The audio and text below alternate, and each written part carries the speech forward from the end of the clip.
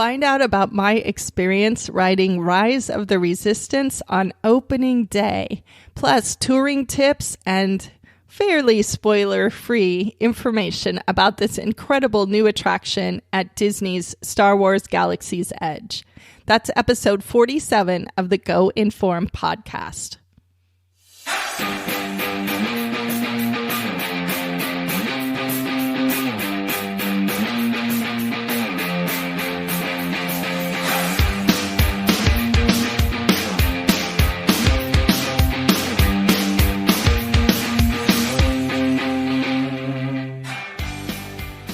Welcome to episode 47, everybody. Today we are talking about Rise of the Resistance, the new ride at Star Wars Galaxy's Edge. And this is something I am so excited to tell you guys about. I got to ride it on opening day at Hollywood Studios in Disney World, and that was one of the most amazing things. Definitely one of the most amazing things I've ever done in a theme park. And I really am excited to tell you about that experience and all about the ride, but I'm not going to spoil it for you. I just want to let you know how great it is and why you should really make the effort to get there and see this. My name's Maven. I am the hostess on the show. I am the founder and the blogger and wear all the hats over at goinform.net. And I welcome you to the show today. Our topic today is Rise of the Resistance, which is the new big, huge attraction that has come into both Disney World and Disneyland. So this is something you can see whether you're on the West Coast, East Coast, or anywhere in the world. You can make your way to Galaxy's Edge, which is the Star Wars themed land at Disneyland and at Hollywood Studios in Disney World.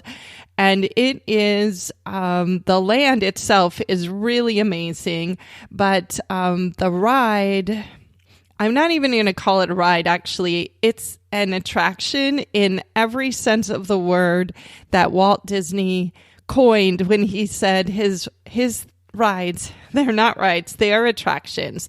There is so much more to it than just riding through. And this particular attraction, it's got so many components to it that it goes way beyond just a ride. So today I want to talk to you about my experience going there on opening day and give you a little bit of insight into why this is such an amazing attraction, and also get you some touring tips so that you can do this without, too much headache or heartache. I want you to be able to get on this attraction and really see it. Show notes today are going to be at goinform.net/47. So anything I chat about, or if I've got some extra links I want to share, any of that, you can find it over on the website. So again, goinform.net/47. So by now you may have heard a little bit of hype about Rise of the Resistance. Disney's been doing a really good job of getting the word out there, but even more importantly, I think, is the word of mouth. It's just one of those things, it's one of those rare things where almost everybody agrees that this is like the best theme park attraction they've ever been on, or for sure one of the best. And if you are a theme park fan, you're going to want to see this. And if you are a Star Wars fan, this might be the culmination of every Star Wars fantasy you have ever had. So this is going to appeal to way more than the hardcore Star Wars fan, really. I mean, I have said before, I have a relationship with Star Wars as being like, I'm old enough that the original trilogy came out when I was a kid. So I have that, but I am not like a collector of Star Wars stuff, or I any kind of Star Wars geek. I just enjoy the movies and remember what it was like when I was a kid and, seeing it in the big theater and all of that. And I think that there's a lot of people who have that same kind of connection with Star Wars, where it's sort of something that's always been around. It's in your consciousness, but you're not necessarily living it every day. If you have any relationship with Star Wars, I really think you're going to love this attraction. And the main reason why is because it puts you into a Star Wars movie. That you feel like literally you are walking in the movie. And I've talked about this a lot with the Harry Potter stuff. This is one of the things I love about Diagon Alley is that it's as if you just stepped onto the movie set, into that world, into not even that it's pretend, like it's real. And that's what Disney's done here with the entire Galaxy's Edge land. And with this attraction, it goes way beyond just standing in a space. You are experiencing it. And this is what I had heard before it even opened. I had heard some people talk about what they had seen in previews, and I was just lucky enough to be in Florida, to be at Disney World during the week when this attraction was going to open. So, what was I going to do? Not go? I mean, seriously, that was a heck of an opportunity. And I had some nudges from some of the people close to me. And, everyone was saying, you're just going to have to figure out a way to get there, to get on this attraction. So I was traveling by myself that first week of December, and that'll make a good topic for a future episode, actually. I highly recommend traveling solo to Disney World. It was really cool. It was a cool experience. And it did give me the flexibility to kind of choose what I wanted to do every day and, what time I wanted to do it. And so I decided really after I got there that I was going to go and a little bit about what that is like in case you ever want to try this out. Talk about an extreme rope drop situation. I mean, who knew? There was no way to know how many people were going to show up to get on this thing. And it was really hard to find out any information about how they were going to line people up. How many people could ride it in a day? Nobody knows. No one knew before it opened. So I took a chance and I just figured, well, the best thing was probably to get there early, follow my own advice, get there first.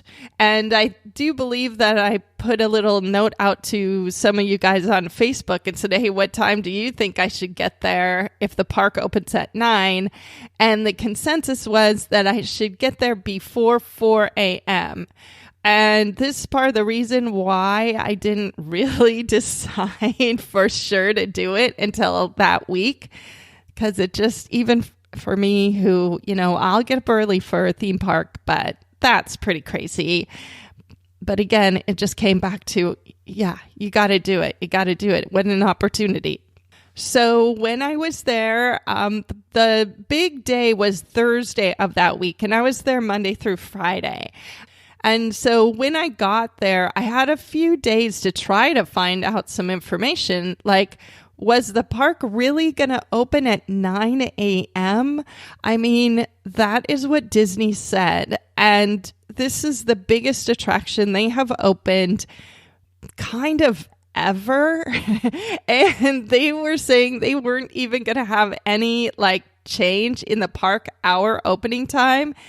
So I asked around, I got a lot of conflicting information. The official word from Disney and from the cast members in Galaxy's Edge was park opens at 9 and that's what time you can come in here and ride this ride.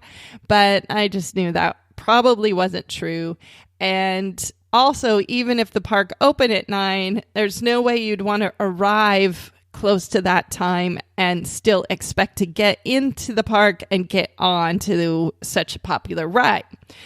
So the decision was made to arrive at the park before 4 a.m. So what I did was I went to bed really early as I could the night before, and I got up at 3 o'clock. And at 3, right after I woke up, my daughter, who wasn't traveling with me this time, she was home on the West Coast, she sent me a text saying she was going to bed, and I had just got up. So I had, of course, planned my morning out pretty closely to figure out exactly how I was going to do this. And I had made a reservation for a Lyft to pick me up at my, almost in front of my door at the resort. I was staying at the Caribbean beach, and there was like a rideshare pickup practically in front of my door. So I had scheduled that for between 3:15 and 3:30. There was no way I was going to try to rely on any Disney transportation at that time of the day. Like, even if they had told me there was buses running, there's just no way I was going to be at the mercy of that. And this is kind of tip number 1. If you're looking to do something at an unusual hour at Disney World, like, the transportation system there is fantastic, and you really don't need a car. But if you want to be sure to get somewhere at a certain time, then Lyft or Uber are really good choices. And being able to pre-schedule it really helped. So I had made this reservation the day before, and it sent me a little alert saying a driver had confirmed it. So I knew someone would be there. And sure enough, at like 3:20, I walked out of my door, and she pulled up like 2 minutes after that. So that worked out really, really well. The other thing that was really great about this Lyft driver was that she had already taken somebody else over to Hollywood Studios to get in line for the attraction, which at first really kind of worried me, because I thought, oh my gosh, what time did I have to get up? Like, I'm not even the first one. But the good thing was that she already knew that they weren't letting any traffic into Hollywood Studios at that time of day. The parking lot was closed. Any access with vehicles was closed. So she suggested that she could drop me off over at the Boardwalk Resort, which is probably about a mile away from the entrance to Hollywood Studios. And then I would have to just walk from there, but that was pretty much as close as I was going to get. So I was like, okay, just get me as close as you can. I'm like going with the flow here and doing whatever I need to do to get to the gate. So she dropped me off over at Boardwalk. It was so dark. It was cold too, by the way, you guys. It was chilly that morning and that night. And I have not really spent any time over at Boardwalk. So that was the other thing, is I knew that there is a path along, there's like a canal that runs between Hollywood Studios and Epcot. And there are some resorts that are along that canal. Boardwalk's one of them. And on the other side of the canal, you have Swan and Dolphin and Yacht and Beach Club. And Boardwalk really is probably the closest one to the Hollywood Studios end. And I knew that there was this canal, and I knew that there's a sidewalk down there that you could walk on. And I also felt like I was going to be safe there. I mean, I was by myself, and it was the middle of the night, but I was on Disney property. I always feel safe there. And I knew that if I could get to that path, that I could walk along the canals along that river there, and I would end up at Hollywood Studios. So I had a few false starts and ended up in some dead ends, but it didn't take me too long. And I got down to the walkway along the canal, and I just started walking, and it was really surreal, you guys, because I was at Disney World, and this huge thing was about to happen on the property. And where I was, it was so quiet. The water was glassy still. And I felt like I had the whole place to myself. And that was really cool. I kind of just had to slow down for, calm myself down a little and enjoy the moment, because isn't that a lot of our fantasy to have the whole place to yourself? And I kind of did. So that part of the morning was actually really interesting, really cool, and I'm glad I experienced it. And it didn't take very long to walk from Boardwalk to Hollywood Studios, maybe 10 minutes. And as I got closer to the park, I could see the lights. I could see the Skyliner station, which is new. And we'll be talking about that coming up real soon. And as I walked kind of in, and I was able to walk right into where the parking lot was and the Skyliner. There was no one stopping me. And as I walked up there to kind of where the Skyliner stop is and near the bus stops, that is the first time I actually saw the crowd that was waiting to get into the park. And by now, I'm going to say it was like 3:45 in the morning, probably. So still not even 4 o'clock. And I was so afraid that I was going to, finally see the crowd and it was going to be like 10,000 people and I was too late. But it wasn't. It was there was less than 100 people there.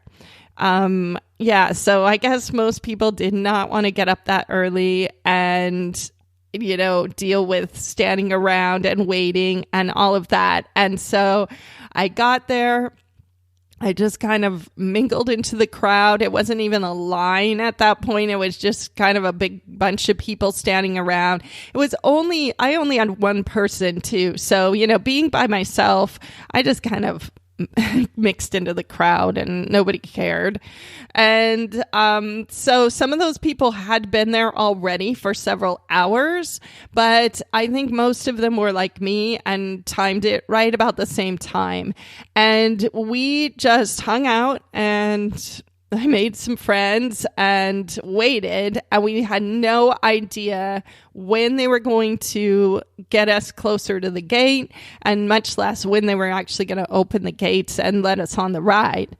So we just had to wait, and it was pretty interesting because you could tell that the cast members were really excited about this too. And I think there were a lot of people on site who would not normally have been there, much less at 3:30 in the morning, but you could kind of tell there were some more official looking Disney people that would sort of come around and they were taking pictures of our crowd, and there was a real buzz in the air. And so we just waited, and at about 4:30, they finally started moving us through the security and up to the gates.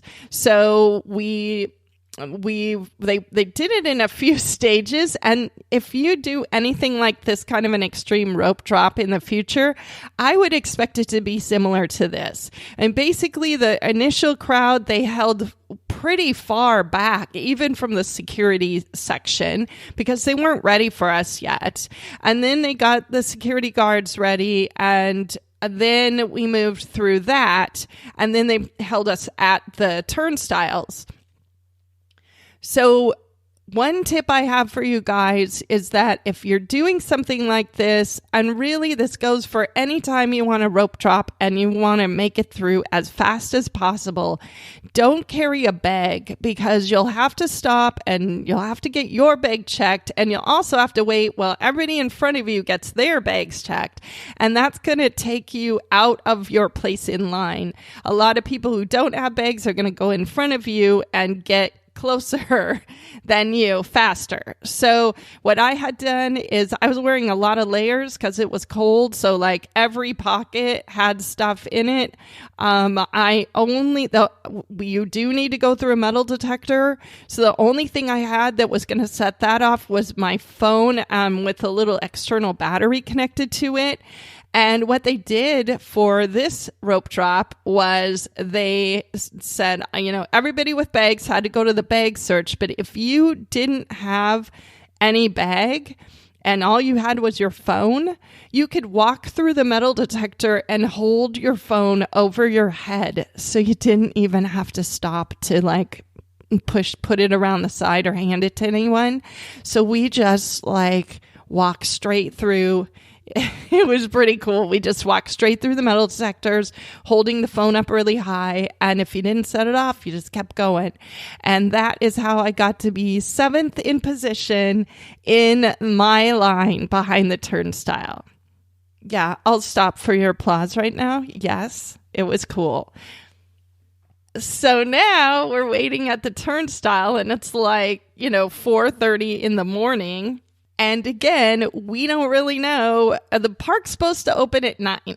Now, there is a lot of cast members already inside the park, and it's pretty obvious that they're not going to make us stand here till 9. So now we're just all wondering, well, how long will we wait? The other thing is that the Rise of the Resistance ride is super complicated. It's one of those things where you hope it's going to be running when it first opens. And, that was another question. We were like, if we get through this line, into the park, will the ride even be going? So there was still a lot of uncertainty, but I was prepared to wait all day to get in this thing. And, I think pretty much everybody else around me felt the same way. The cast members started to circulate some little flyers around and spreading the word that we needed to have our My Disney Experience app running on our phone. We need to be logged in, and we needed everybody in our group to be attached to our, in our group on the My Disney Experience app. Because this is when they announced that they were going to use the boarding group system to get people onto the ride. And I'm going to tell you about that in just a few minutes, so you'll know how that works, because that is still the way that they are running this attraction, both in Disneyland and Disney World for the moment. But on that morning, this was a brand new concept. They had used boarding groups sporadically when the lands first opened, just to keep from the crowds from getting too big in the lands.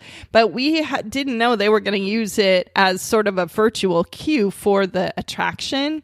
So they were really trying to do their best to let everybody know you got to have your app ready. You're going to need to get a boarding group as soon as you enter the park.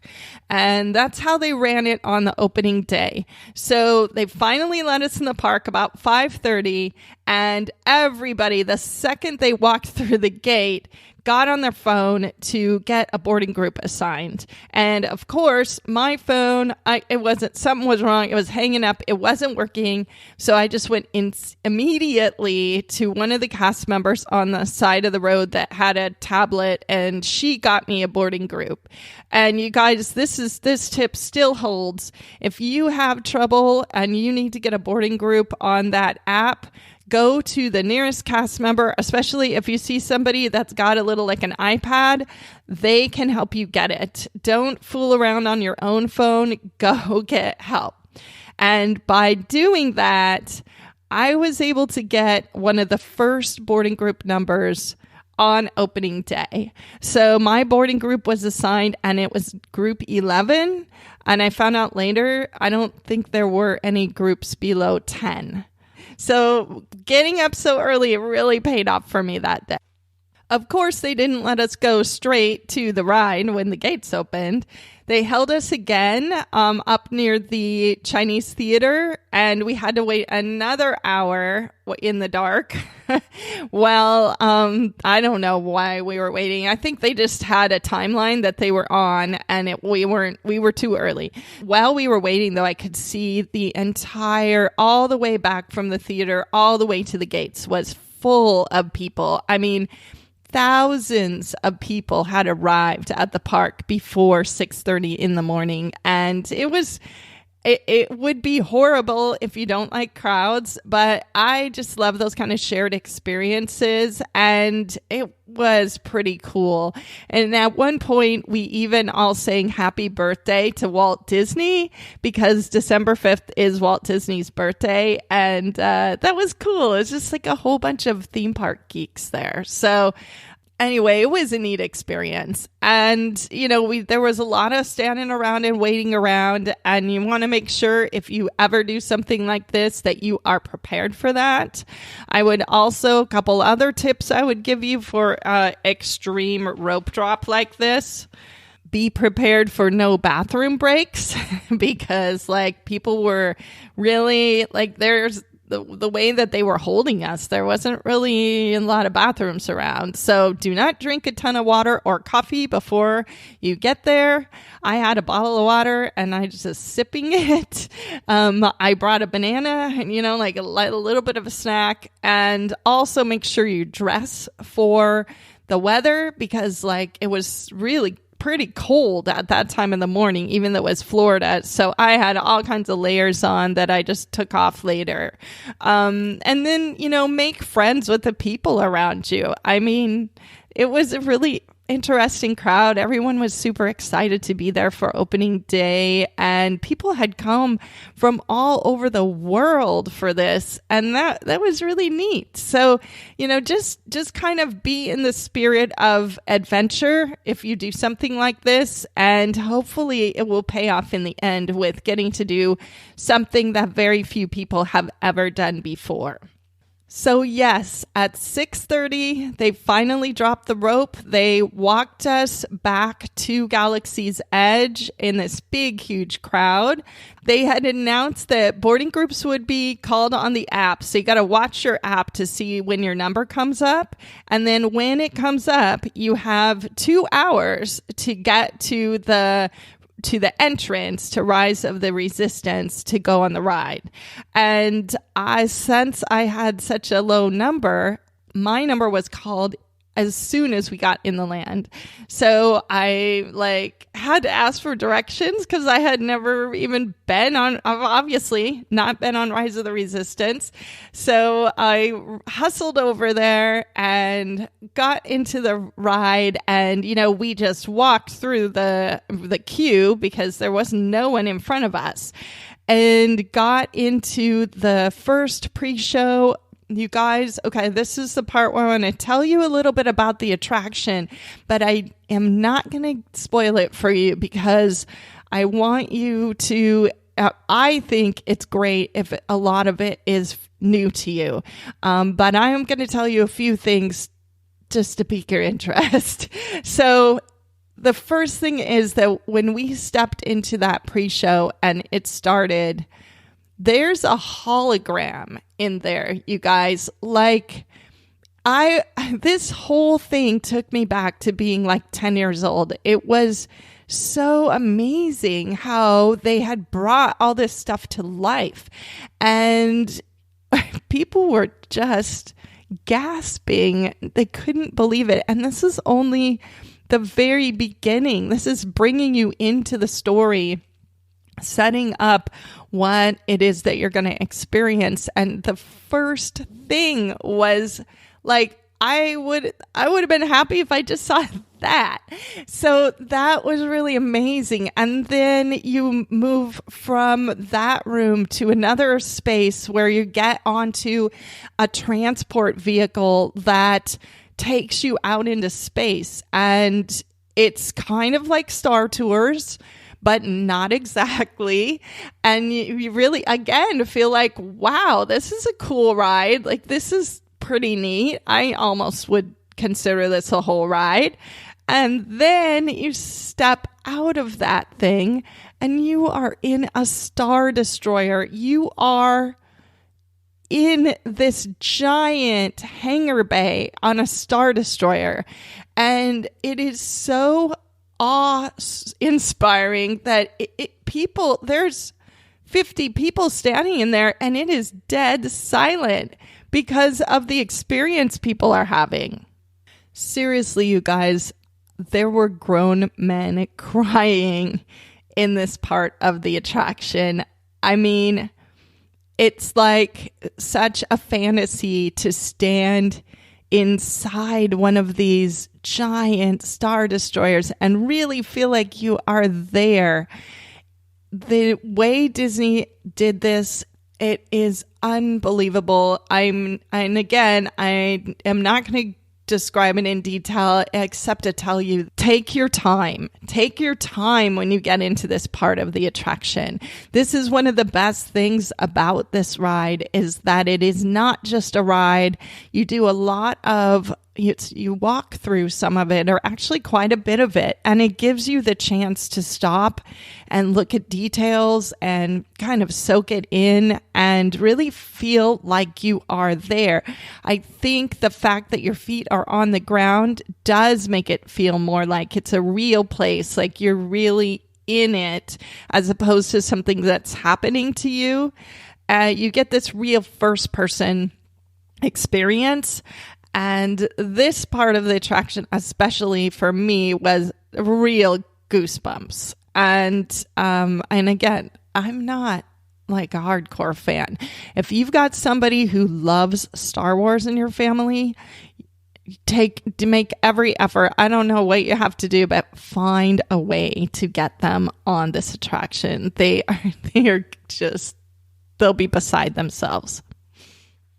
So from here, you're going to be kind of forcibly escorted into another part of the attraction. And this is kind of your first time where you're going to be encountering the First Order cast members.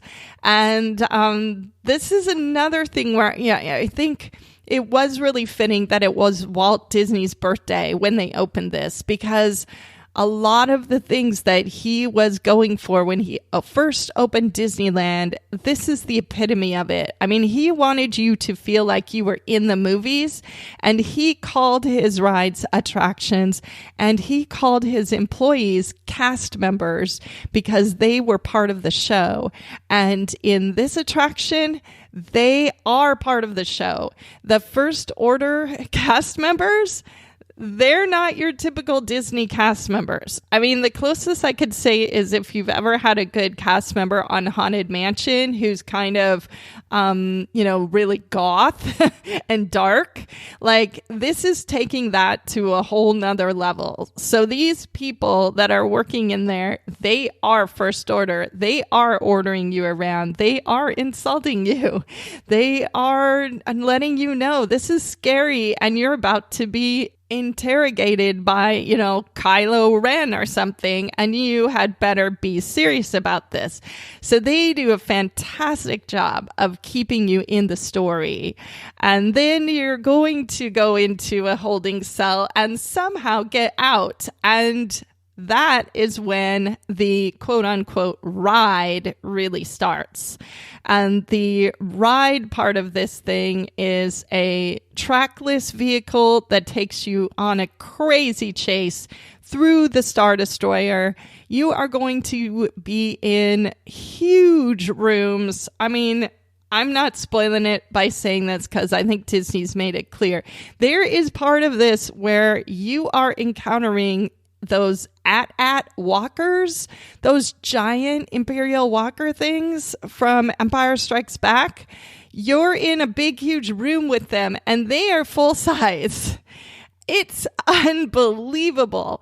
And you are going to wonder, how in the heck am I getting out of this Star Destroyer? What is gonna happen here? And somehow you do escape. Yeah, spoiler. You're going to escape, and you are going to fall back into the planet. You're going to see the planet coming closer and closer, and as you get closer, you will recognize that you are landing back at Black Spire Outpost, where you started.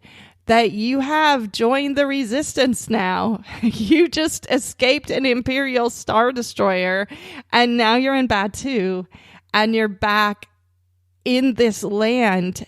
And instead of getting off the ride, and like most any theme park rides, you get off of it, and now you're back in the land where you came out of. But except for maybe the Harry Potter. I would say the Harry Potter attractions, they put you back into the same world. So that gives you the same kind of experience. This is like that. You are still on Batu. There are droids going around. There's, Rey walking around. The Millennium Falcon is there. You can go in the cantina. You can build a lightsaber. Like, there are so many more experiences that you still get to do after you get off this attraction. And, once the system changes and you can ride this kind of at will, I would recommend riding it first up thing of your day if you can, because it absolutely sets the scene for the rest of what you're going to experience in Galaxy's Edge. And that is such an amazing thing that it does. It takes you right into the story, and then you get to step out of this ride, and instead of feeling like, oh, it's over and now I have to go, now what am I going to do?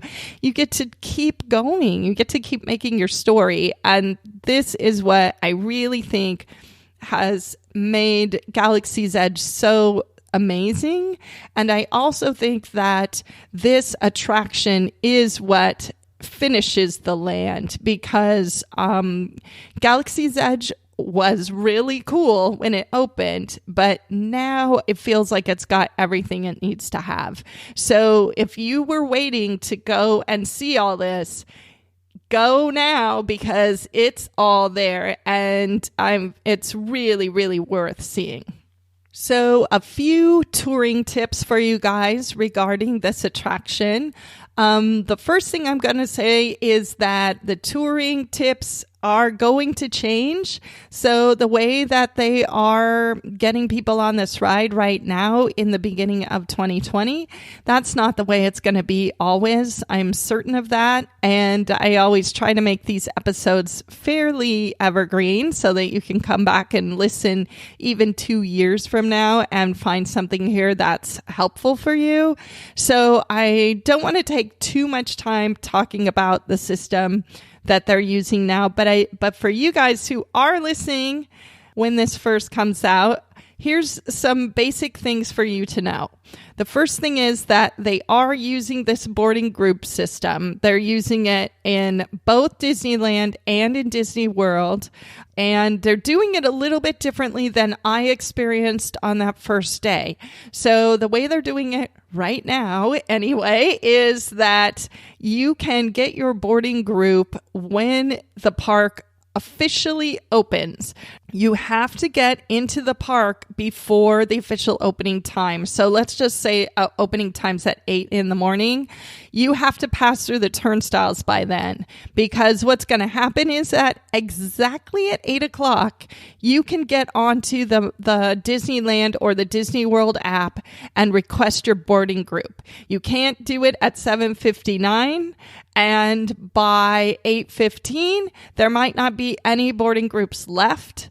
That is potentially going to get a little bit longer time frame as we go. They're not releasing that many boarding groups yet because the ride isn't super stable, and they don't want to give out a bunch of boarding groups for people who can't ride because the ride's down.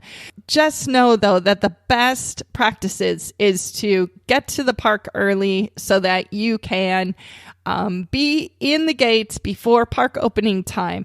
And at that point, it's kind of like a lottery, which I think it's a ridiculous system because you might have got there way earlier than the guy next to you, and you're just going to get whatever boarding number the app gives you. Because everybody has an even playing field at 8 o'clock when it opens. So I hope that this system is not going to last very long, because I don't think it's very fair, but that's the system they're using right now. So you need to be prepared to use that system.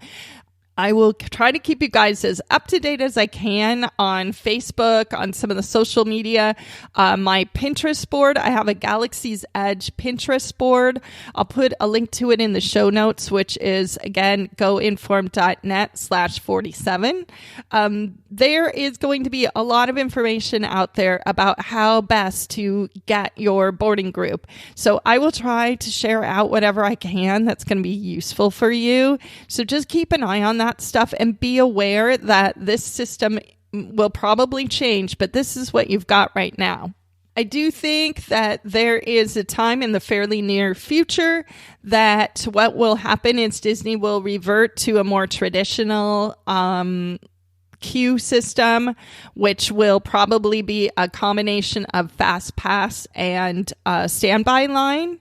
They can't do it right now because this attraction does go down frequently.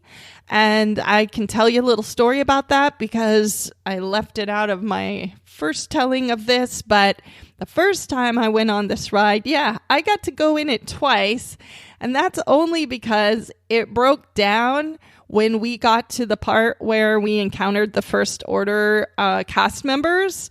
We stood there for quite a long time. We saw some First Order mechanics coming by, and then they sent us out the back door, and we weren't able to do the rest of the attraction.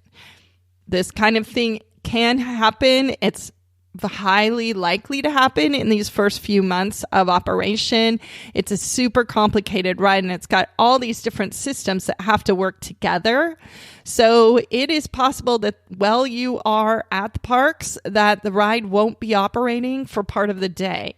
If you're in it and that happens, then Disney will give you they might even give you a paper fast pass just to guarantee that you get back and get on as soon as your group gets called again.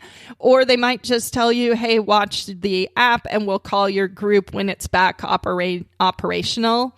They will also likely, if you're in the ride when it breaks down, they should give you an anytime fast pass that you can take and use anywhere else in the park at any time during the day. It's a one-time, like, golden ticket fast pass.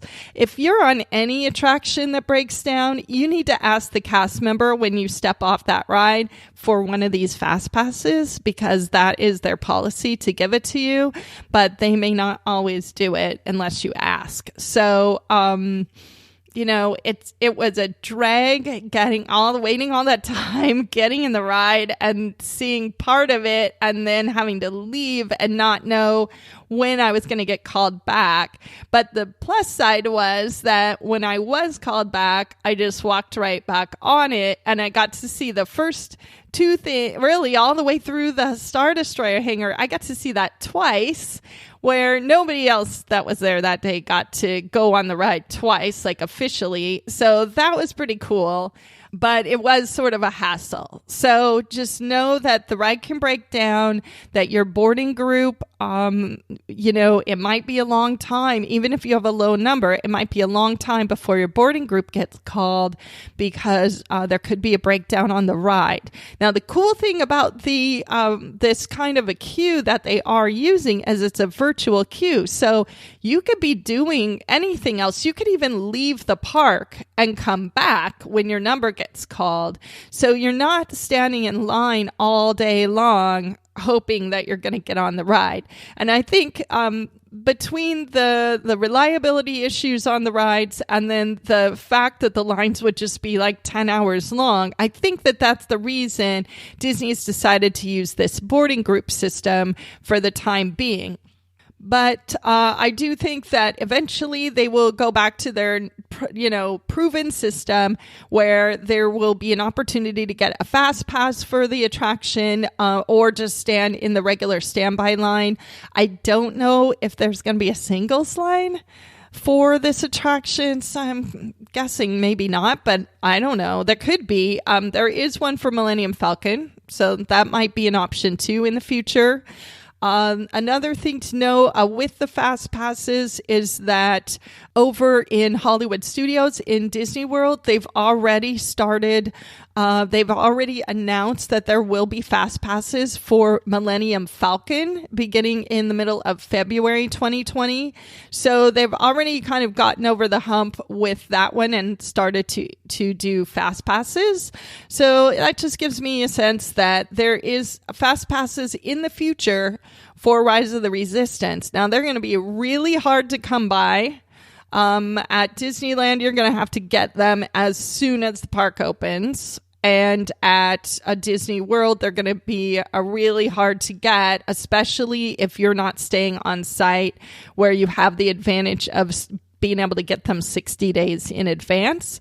So I think that this is going to be a lot like the Flight of Passage ride at Animal Kingdom, which, you know, the chances are you're not going to get a fast pass ahead of time and you're just going to have to rope drop that ride. So make sure that you are familiar with how to rope drop things.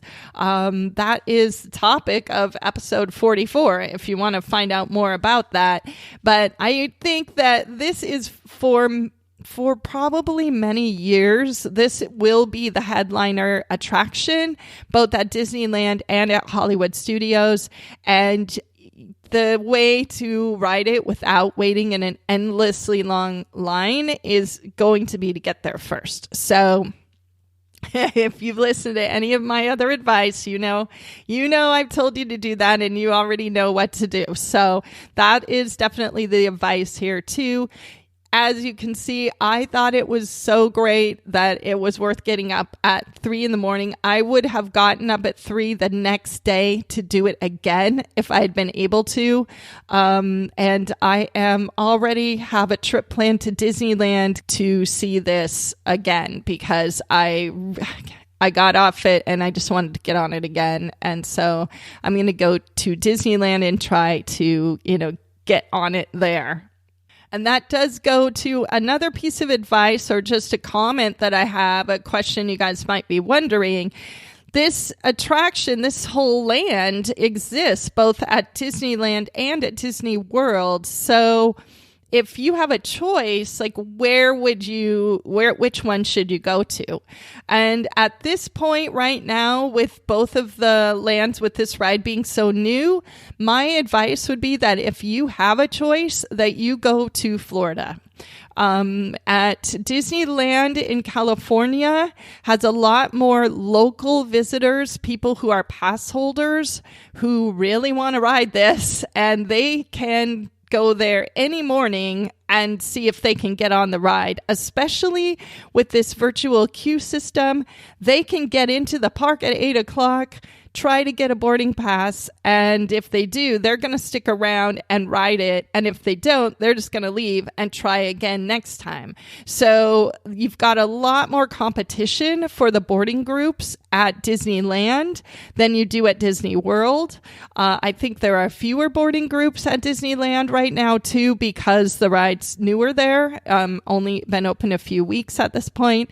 So at least in the near term, like I would really say for most of 2020, you might be better off. You would have a greater chance of riding it more than once if you went to Florida.